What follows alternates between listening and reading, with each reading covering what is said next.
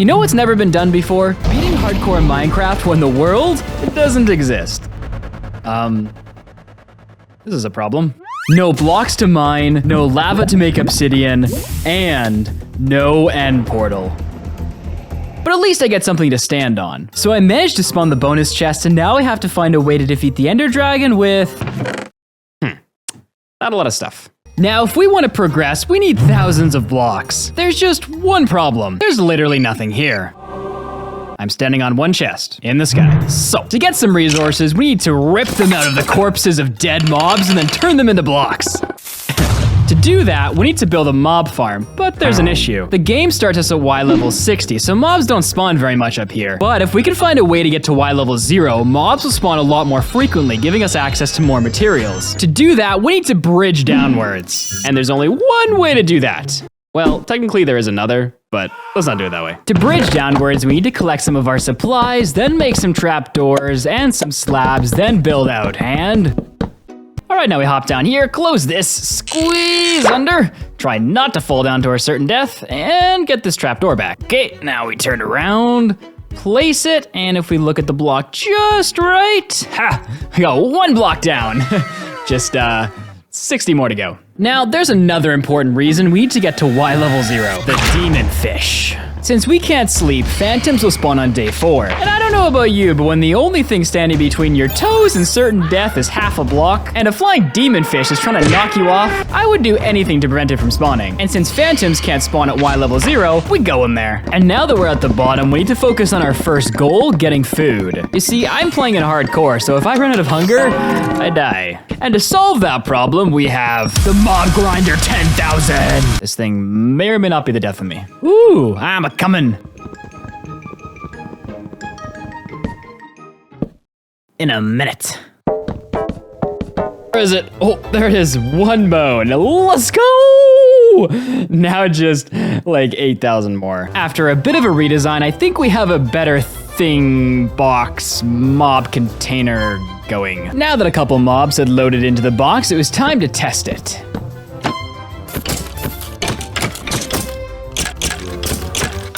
Oh, no, no, no, no, no, no, no. That's not how that's supposed to work. You are not supposed to be able to get up there. I'm putting this on. I'm gonna need to get over there and push the other zombie back.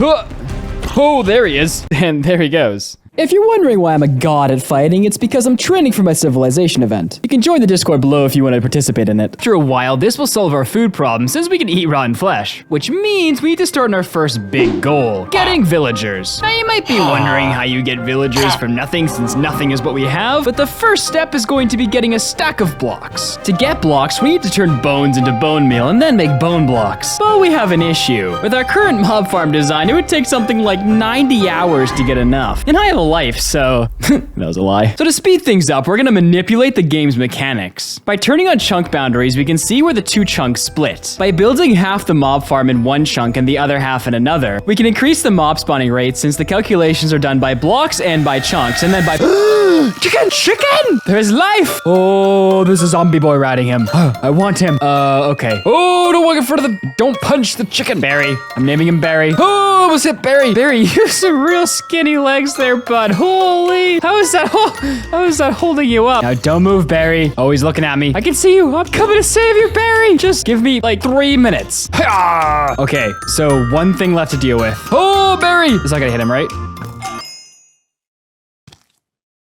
You'll be missed, Barry, by the guy who shot you. Back to the plan. Once we have 64 blocks, we can begin our second step towards getting villagers, getting emeralds. Without emeralds, we can't do anything. I've come up with a way to get them from nothing. Well, technically from something, but also from nothing. You'll see. All right, I think if we mine up these blocks and then turn the bones into bone meal, make the rest, we can get 64. So.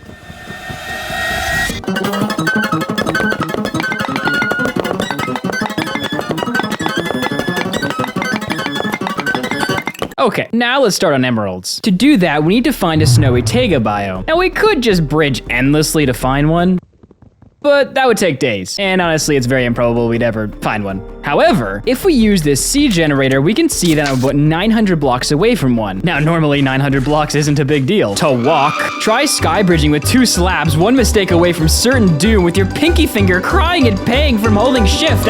Just gonna cut this off in post-editing. Now, you may be wondering, how does getting to a snowy taiga biome get us emeralds? In fact, how does any of this even lead to the Ender Dragon? Well, let's talk emeralds. There are only a few ways to obtain them in Minecraft. We could try killing pillagers, but that probably wouldn't turn out too good on a 10x10 platform. Trading with villagers, except can't get those without emeralds. Mining, not gonna go over why that doesn't work. Or foxes. That one might just work. Now, generally they can only spawn on grass, which we have none of. However, the snowy variant can spawn on snow. The snowy fox has a 20% chance of spawning with something in its mouth and a 5% chance that that item is an emerald. So if we can get to a snowy taiga and make some sort of platform for snow to collect on, we might just be able to get some foxes to spawn and potentially get some emeralds. That, or none of this will work and I'll have to scrap the video and then I'll have to think of something else to do and I'll wasted like two weeks of my time. Ooh, a fox. Oh man, they look so cute. Oh, it's a family. I see something in that guy's mouth. Oh, that could be an emerald. Wheat! Stupid wheat, never giving me an emerald. 2 for 2. There's gotta be a better way to do this. There was not.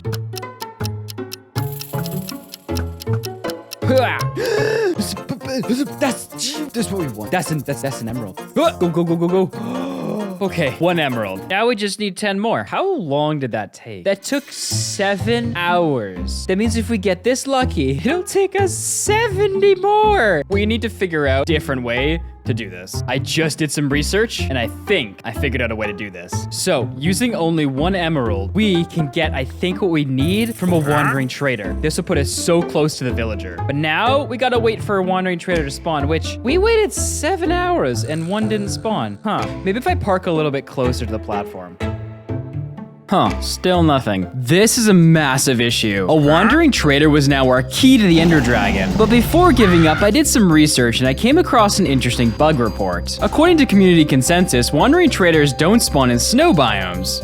Which means we gotta move the platform again. Now before moving it, I'd like some more blocks. After a brief genocide, I set up a platform to capture a man who wanders around with some llamas. Since he can spawn within a 48 block radius of myself, bit of a center of attention over here, this platform gives us about a 5% chance every 2 to 4 hours for him to magically appear to sell me his life savings before I push him off into the void. What? Whoa! I thought we were gonna be friends. And he has it. No, he doesn't. I get a seed though. That's gonna kill me one of these times. Oh, he's got it. He's got what I need. Okay. Move. We're in the end game. Kind of. All right, now we've kind of screwed up because we have no pickaxe, but step 1, we need bone meal. Oh, you imagine if I died right there? Boys, you have no idea what's about to happen. We literally just beat the game. Okay, so first, put our crafting bench down. Second, we need 3 pieces of wood. 1, 2, 3. Okay, now we make a pickaxe. Oh, I'm so excited. You have no idea. Okay, now we grab up a couple bone meal blocks. The bone meal, we put our moss blocks down. Bone meal it. No, not what we want. No. Oh, if we run out of bone meal. Oh, goodbye, sir. Oh, there it is. There it frickin' is. Okay, now if we... Yes! Okay, we have infinite wood. We have gone from literally nothing to an infinite renewable resource of wood. Oh.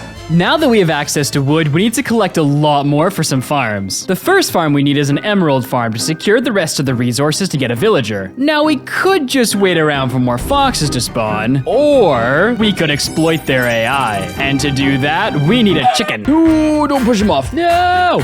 That is not a predicament you want to be in. Captured a chicken. And now let's use them as live bait. To maximize the emeralds we get, we need to divide the primitive farm into 3 parts. 2 spawning chambers and 1 holding chamber. The first 2 platforms are the spawning platforms and they're in separate chunks. Then the pit is in the 3rd chunk. Then we'll hover the chicken over the pit with its cute little toes exposed for the foxes to nibble. When the foxes spawn, they'll be drawn over to the chicken. Thinking the trapdoor is a full block, it'll try and walk on it. Then it'll fall into the hole. Because the fox is in a new chunk, the game will seek to respawn more foxes eventually in the old chunks. All right, now it's time to see how many emeralds we have. 1 fox relocation later. All right, so we got 3, and we need 2 more before we can get to the real good stage. You know, I'm starting to not feel guilty about this anymore. I think I've lost my conscience. Oh, there's just a baby left. Oh, he's so cute. You know what? We're keeping one in remembrance of all the dead ones. I'm so sorry. I built him a little throne. I'll put him right here. Come here. Come on. Oh, onto the platform. Aha. All hail Sebastian. Look at me. All hail King Sebastian. King of all the foxes that I killed. Moving on. Now that we've torn the emeralds off of the corpses of some foxes, it's time to get the final pieces before we get a villager. Iron and an oak sapling. To get iron, we need to construct a mob grinder to get zombies. Since zombies have a 2.5% chance to drop iron, this is our only way to get it. However, to funnel the mobs through the mob grinder, generally we would use water. But since we don't have any, we're gonna use our brains. And by brains, I mean Google. Similar to our fox farm, we'll utilize trapdoors as false blocks. But because we're placing slabs everywhere, the mobs will constantly seek to pathfind out of the area and will eventually fall into the hole layer by layer until they fall into my blade. I just realized this is a wooden sword. It doesn't really have a blade. Huh. Fall on my stick. No, not that one either. All right, she's finished. Now we just need to... We'll just wait a minute before we go down there. Oh no, they're sieging. Oh no! Oh, okay, I'm under attack from all sides. This might have been a poor idea. I might be regretting this. Just gonna chill over here and hope that I don't die. Oh no! Stay back, stay back. Oh, he brought a friend. Yeah, that's right. Can't hit me. Too fast for you. If you think you got fighting skills like this, you can hop into my Discord and face me in my civilization event. Yeah, look at that string. Oh no! Sebastian! Sebastian is surrounded! I would save you, but then I would die. So just don't die, Sebastian. Don't attack anybody. So we're gonna do 2 things at once. While we're waiting for the trader, we're gonna get all the loot we can from these guys. And then every trader that comes, hopefully one of them will have what we need.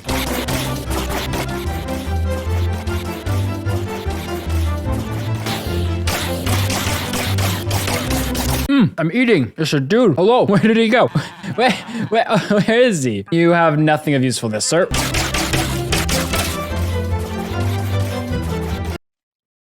Useless. Hello, sir. Don't climb on top of the chests. I hit pause on my recording software and everything went. It's okay. Emeralds. Give me the oak sapling. We are almost to villagers. We're on our final step, iron ingots. In order to get villagers, we need to get water. Securing iron for a cauldron and a bucket is our gateway to infinite water. But we only have 4 iron, so this could take a while longer. All right, we've managed to collect 9 iron, which is a bit more than I needed, but will suffice for what we need to do now. I can't do math. We need 1 more ingot. But while we wait, we're gonna put the cauldron back over here in hopes that we're gonna collect some rainwater in it to get a bucket of water. Okay, finally. Now we can make a bucket and we're real close to the villager. There she is, boys. 1 bucket of water. Now, we need to make this into an infinite water source. Normally this takes 2 buckets of water, but there's a way to get around that. If we place the water in one of these slots, then go and get a glass bottle, we can then fill up the glass bottle with water, but it doesn't actually touch the water source. Filling up the cauldron again, we can extract another bucket, and we have an infinite water source. And with that, it's now time to get our first villager. Step 1 is to boot up an earlier version of the game, Snapshot 21W03A. I'm sure it'll be fine. It wasn't fine. I spent 4 hours trying to fix it. Now that our world flashed before our eyes, step 2 is to get gold. In this version of the game, drown drop gold instead of copper. By drowning the zombies using the water we just collected, we can infinitely harvest gold from their floating corpses. There's a lot of death in this video, huh? Now that we have enough gold, we need to make a golden apple. With the supplies in hand, we need the 2 final elements, a witch and a zombie villager. To get those, we're gonna start on a new island a few hundred blocks away. This will be important for later, as when we get to the end, it's going to delete our original island. A father and his child showed up, so I captured them both. Pretty sweet deal. If the father or the son die, I'll have the other left. Perfectly balanced. While we wait to get a witch, I want to spend some time getting another 8 golden ingots so we can convert both of the villagers. Oh, there's a dude. There's a witch. Okay, so now we just need to clear out all the mobs and wow. And I got a piece of iron. Man, I'm getting lucky. Something bad's about to happen. What is it? Oh, that's it. That's it. They're getting over the platform. I knew something was too good to be true. Oh no. Oh no, the baby. This isn't good. Oh, I can't get too close. Ugh. Okay, I need to isolate these mobs, take them out, and not get hit off. If the other mobs realize they can come over that thing, oh, I'm so screwed then. All these babies are too fast. Okay, we can peel these off one by one. Just made his way over the wall somehow. I'm not gonna ask questions, but I am gonna trap him. Okay, sir, the boat. Get in the boat. Okay, run for the hills. To convert villagers, we need two things to happen. First, the witch needs to throw a weakness potion. Witches can throw potions of poison, slowness, harming, or weakness. They only have a 25% chance of throwing the weakness one though. As soon as they do, we need to right-click the villager with a golden apple, and after about 5 minutes, they'll convert into normal villagers. Oh, one's turned. Now we just need you. Come on, big boy, or little boy. All right, now the next step is we need to get them to breed.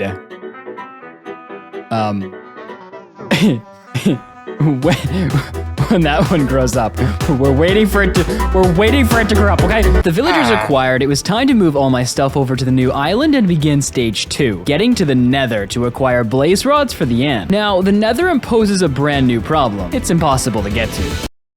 No, I'm serious. Did you forget we were in the sky with literally nothing? So I did what any sane human would do. I grabbed the cinnamon bun and started Googling. I found out that obsidian, the key element to a nether portal, is obtained by adding water and lava together. Huh. Interesting. I looked for bugs, but the only thing I found was an ant crawling across my big toe. Out of ideas, I went to the forums and communities who claim to be experts on bugs and glitches. Maybe there was a way to dimension hop without a portal. Full of enthusiasm and high on sugar, I sent the message. After all, these were the same people that helped me build a cannon to shoot the warden 1,200 blocks and who invented some of the most complicated redstone. Really? Really, Dylan? Shut up, Floppy. Losing hope and having finished my cinnamon bun, I was ready to give up. But that's when it hit me. Ow, microphone, straight to the forehead. But after that, it came to me. I had figured it out. I also had a small bump on my forehead. Step 1 for getting access to the Nether is moving everything to the new base and getting a trading hall set up. Oh no, did he die? Why can't I keep anything good? Why? Why do all my pets die? Oh, in here? Oh, why? There's no chicken. Why did you guys come in here? Okay, well, none of you are Sebastian. Maybe I can get a replacement. They'll never see it in the— Sebastian! What has happened? Oh no! Okay, way to save Sebastian. Okay, this should work. Operation Save Sebastian. How long has he been dangling like that for? Oh no! All right. Boom. Is Sebastian alive? Sebastian, you made it. Here I come. Oh, that was almost bad. You will not become a berry 3.0. Ah, we're good. Crisis averted. After getting Sebastian to safety, I got all my supplies and transferred them into the chests at my new base. You have still not grown up. Okay, we'll keep mining trees. Oh, apple. Oh, they've grown up. Okay, it's time for them to breed. Now we bone meal a bunch of potatoes. Okay, so we place the beds in the middle here, and if we give them a bunch of potatoes, theory they should begin breeding. This has gotta be the weirdest child-making process I've ever seen. They're just staring into each other's eyes so deeply. Breed! Oh, things are getting spicy over there. Just gonna turn the other way. Now to get ready for the Nether, we could just wait for a few iron golems to spawn near the villagers, get some more iron, make a full set of iron armor, head back to our original base, get some of the drown to drop some gold, chop down some trees and make some golden apples, or, hear me out, I could spend 6 hours chopping down trees, build a drown farm that starts on my island, and then touches the sky, build an automatic fisher, and spend 12 hours fishing, cause more inbreeding with the villagers. Oh. He's offering me a rose. Trade fish with the villagers, cook my food in a campfire, build a wandering trader farm to collect every resource we want, AFK for 8 hours, get all the supplies we want from wandering traders, build a sugarcane farm, trade with more villagers, build an iron golem farm to get infinite iron, trap the villagers in a... What? Where did he go? Trap the villagers in a 1x1 slot to trade with them easier, make a full set of armor, make golden apples, buy diamond tools, get enchanted books, and max out a trident. And now we break the game. I just threw my trident into the void. And now we need to get to the Nether. This is the easier of the two dimensions. The end has no snapshot where a bug exists to get there. So that one's gonna be a lot more difficult, but there is one for the Nether. And to pull it off, we need to go to the moon. Seriously. You see, in April of 2023, Mojang released the Vote update, an April Fool's update where they added the moon, and we need one crucial thing from it. By entering into the game, you're greeted with voting options. We need one specific option called Bouncy Castle. Once we vote for it, a timer ticks and eventually it'll lock in. Then we make a slime block and bounce to the moon. So every time we bounce, we double the height of our previous bounce. Eventually, we should end up on the moon. Oh! We are no longer in Kansas anymore, boys. Okay. Now we just have to fall like 1,000 blocks. And here we are. We are on the moon. In order to not die, we need to eat... Is that a floating cow? We need to eat the ground, which will give us oxygen and food. Oh, there it is. That's what I was looking for. Okay, now we only have one shot at getting what we need from it. Once we step on this pressure plate, we have about 4 seconds to get what we need. Can't mess it up. Boom, boom. Yes, yes, we got it. Okay, so we just need one more thing from this structure. And there it is. All right, now we got to get back to Earth. To get back, we need to murder some moon cows and turn glass bottles into air. Then we just inflate a cow. Who coded this thing? Oh, I've always wanted to do this. Nope, going down. We need to get back to Earth. All right, attempt number 2. Gotta fill this. Oh, okay, come on, big boy. You can do it. No, yes, maybe? He's deflated, but we're still, is he gonna come back to my, do I get a moon cow? Oh, I hope I get a moon cow. Oh! He just mystified into mist. Well, I guess I will not be getting a moon cow. Oh, please don't die. Back on the island, we have the biggest task ahead, getting to the end. There's no snapshot we can go back to do this. So rather than thinking of Minecraft's history, I decided to look at its current state. There had to be something, and that's when I came across dungeon forcing. Dungeon forcing isn't intended to be used to get end portals, but in its design, we can exploit a feature that'll get us to the end. However, it's not just as simple as changing versions. We need to get far more advanced. To begin, we need infinite lava. To do this, we make a cobblestone generator. Then, using the stone, we create a dripstone farm. The dripstone will slowly drip the liquid block above it into a cauldron, eventually creating a whole new bucket from nothing. Once we have enough lava, we can make obsidian and get to the Nether. Using the cobblestone we mine, we can make a blast furnace and finally trade for all the coveted diamond armor. To begin dungeon forcing, we need book and quills. To get them, I'm gonna fish while a cauldron collects lava, slowly expanding it over time. There we go, we've gotten our first book and quill. Now, before we continue dungeon forcing, we need to go to the Nether and secure blaze rods.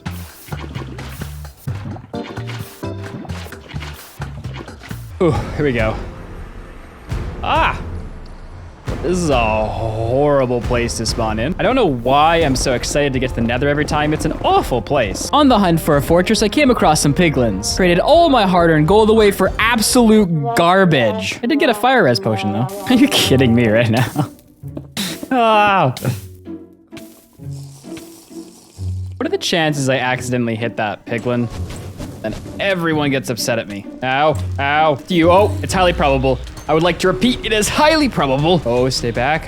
There's nothing back here. I can stand here. If I can annihilate them all in the fortress, they shouldn't alert anybody else. Nothing happened in here. Nothing happened. There's no evidence. All right, 10 should be enough. Now we need to get back home. Now we have a little bit of an issue. To begin dungeon forcing, we need tens of thousands of books and quills. There's just one little problem with it. They require feathers. And aside of Barry 1.0, oh, Barry! It's not gonna hit him, right? We have no access to chickens. And although I could try my luck with a Berry 3.0, that is not a predicament you want to be in.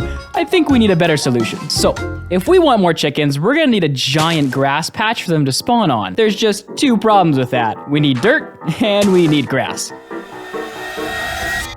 Now, to get dirt, we can use moss blocks we've been saving from the start. By placing it next to stone and bone mealing it, it converts the stone into moss blocks. Harvesting a lot of it, we can then use spruce saplings we got from the wandering trader, bone meal a tree which converts the moss into podzol, then mine up the dirt. Now, once again, you may be wondering, we're in Skyblock, so getting grass blocks is impossible. Nobody's ever been able to do it before, so why do I, a mid-YouTuber at best, think the moon?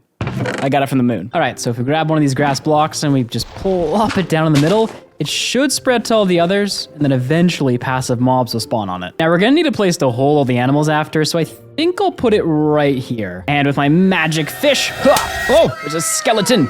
Arrived on my island. Get off my island, I will beat you with a shovel. He fell and died at the same time. Oh, my head. Now we'll add each of the pens. It's missing something. Ha, Sebastian. king of the... 1 second. All right, come on, big boy. Let's get you into the cage. Didn't see that. Wait, what? Wait, he's still attached. Oh no! How do we get him up? Oh no! Okay, we need water. Okay. What the heck? All right, wait, is he still here? If I put water on him, is that gonna drown him or is he gonna... Wait, where is he? Get him into the water, take the lead off. Come on, I do this. Okay, oh no! Oh no! Oh, he caught himself! He's the survivor! Okay, he's the dead sheep.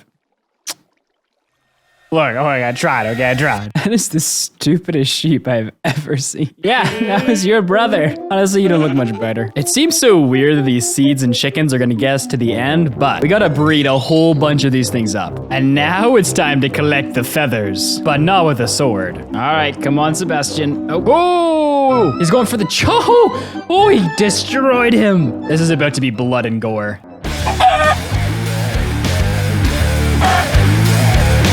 Did good work, Sebastian. All right, now. What are you? Oh, you have an egg in your mouth. You're eating the unborn.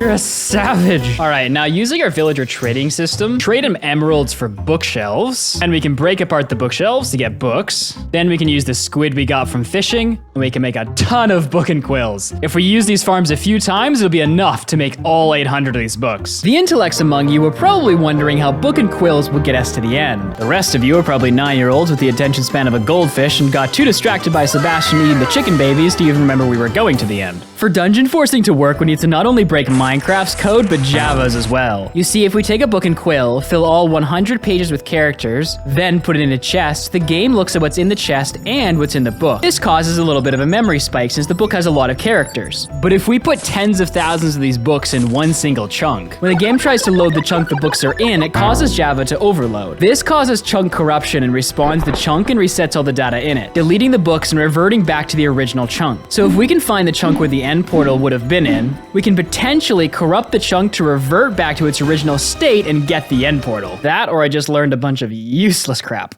At this point, I was dedicated. I'd be the first ever Skyblock player to get to the end on a blank map. Holding down the B key, I binged Naruto while filling up books, feeling like a ninja. I've discovered an amazing strategy. If I just lean on the B key, then all I have to do is hit the arrow every once in a while. Problem is, I keep not looking because I'm watching TV, and then I just sit on the page for like 3 minutes. All right, the next book is done. Now, how many do we have? Okay, I did not think this through. We got a big issue. It's gonna take like tens of thousands of written books to corrupt a chunk. And at this pace, it's gonna take like 120 real life days. What? To fill up enough books. Not that I don't want to do that, but I have a regular upload schedule, so... Okay, well, I'm doing more research here to see if there's any faster way to maybe fill up books. Well, that was a dead end. So I'm trying to figure out if maybe there's another way to get to the end. I've been reading bug reports for like 3 hours. I need a break. Oh, it's so cute looking. Oh, he wants a cookie. Give him a cookie. I swear, I just read more than I did in my entire high school career. But I got nothing. There's no way to do this. Item shadowing? What's item shadowing?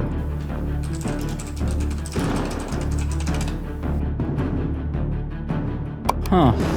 This might just work. To test it though, we need an update suppressor. To build one though, we need slime and redstone. The tracks will have a hopper minecart that zooms around under the farm layer. Then we take this iron golem who volunteered for the position. It's right there, okay, in you go. Oh, stop it, stop pushing. And place him in the middle. And as the slime spawn, they'll try to get to him, dying on the magma blocks and collecting into the hopper minecart. Our totally not enslaved but free to roam around villagers will sell us redstone. And with those two main ingredients, it's now time to build the update suppressor. Ooh, coolness, shine, redstone. For those of you asking what an update suppressor is, that's a great question. Your question has value. All right, so climb up this giant ladder. All right, now to start,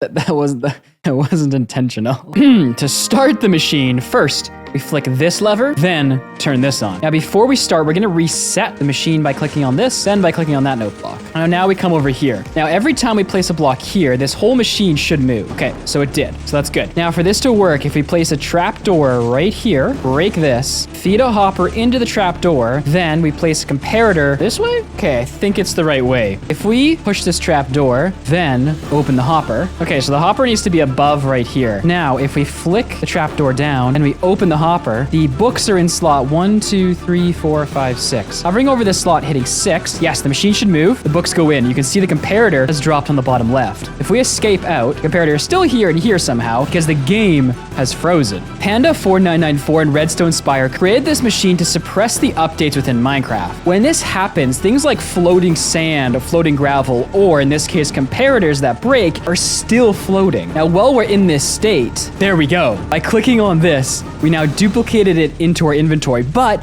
it's not a real dupe. You see, if I try and grab these items, they vanish. This is why it's called item shadowing, because the game during the update suppression thinks the items are in there, but once you click on them, it realizes they aren't. If we reset the machine by breaking the comparator, then placing it back on, open the hopper, and then using the number keys, place the books inside again, but this time we're gonna do something different. When we open the hopper back, it is in our inventory slot, but this time, instead of clicking on the books, we're going to tell them to go into slot number 5 by hitting 5. And now we have 2 sets of the same book. If I were to try and open these or click on them, they would disappear because they're not real. This is not item duping. The books don't actually exist. The game just thinks they do, and it hasn't had time to update yet. If I move these books into a chest using my number keys, the game still treats them as if they're real and has to read all the data inside of the chest. The more we add, the more the game struggles to keep up. So if we can get enough of these fake books and somehow manage to shove them all into the same chunk at once, the information will overload Java's memory and cause dungeon forcing, which respawns the chunk their end portal is in to try and stop the game from crashing, I think. I should double check my research. Now that we have a method to get books, we need to build the final machine and find the end portal chunk to respawn it in. To find it, it's quite easy. We just take our seed, load up a normal world, use the locate command, find the closest one to us, bridge to it like a speed demon. I'm so sick of bridging. And arrive in the chunk. Now that we've found it, we need to build a machine that will respawn the chunk. All right, I'm gonna try and explain how this works. The main machine is in this chunk. Every set of chests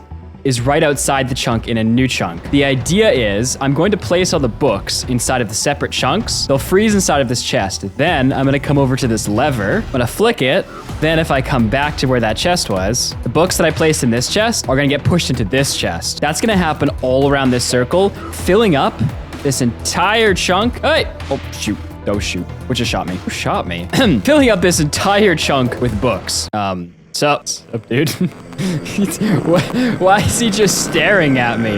To fill up the shulkers, first, we need to get the books into stacks of 16. Then we'll begin item shadowing the shulkers themselves with the books inside. Slowly, we can transport them inventory by inventory to the chunk machine. Okay, so all the chests around the perimeter are filled up. To start the machine, we need to restart the game. Okay, now we're gonna hop back into the world, and we're not gonna do any cuts from here on out. We'll speed up the video footage a little bit, but I wanna show the entire thing. I think we're gonna be stuck on this screen for a minute or two, so we just gotta wait. I don't know if my game's frozen or I'm falling through the void, but it's not registering any armor. I don't wanna hit anything. I'm just gonna wait. I'm just gonna sit here and I'm gonna wait. I've been sitting here for like half an hour and there's no movement, so I'm gonna try restarting the game. Okay, I restarted the game and I gave it like 2 more megabytes of RAM. Let's hope it loads in. Come on. Come on. Good. Please. Oh, it loaded in. Okay, loaded in real quick though. Let's hope that that's not a bad thing. All right, we flick the lever. A little bit of lag. Okay, it's stuttering a little bit. All the shulkers are now feeding into the main chunk. This is gonna overload the chunk's memory. Okay, at this point, the chests have to be filled. It wouldn't have taken this long, okay. We're gonna leave the game. Save and quit, please. Okay, let us get to the title screen. Reload the world. If it worked. It's black. Oh, it worked! What? No freaking shot. No shot that just worked. Okay, this is not the time to just fall off. Oh. But is the end portal? Oh! Is the end portal here? That's a stronghold. That's okay. We're either right. Yeah. Okay, well now we need to go back and get the eyes and then head into the end. All right, we've got all the supplies that we need. Now let's head into the end. Now we enter. If I get hit off right now, I swear I will die inside. This Ender Dragon's probably more scared of me than I am of it. The last time I saw it, I took it to the overworld. Okay, so the first thing we gotta do, take out all the crystals. Bam, bam, bam, bam. Uh-oh. Oh, did I hit the...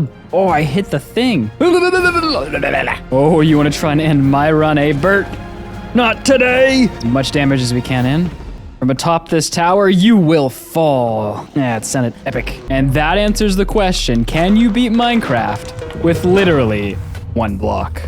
But could you beat hundreds of players or grow an enormous kingdom in my brand new team-based SMP server? Join my Discord below if you want to face me on my new SMP.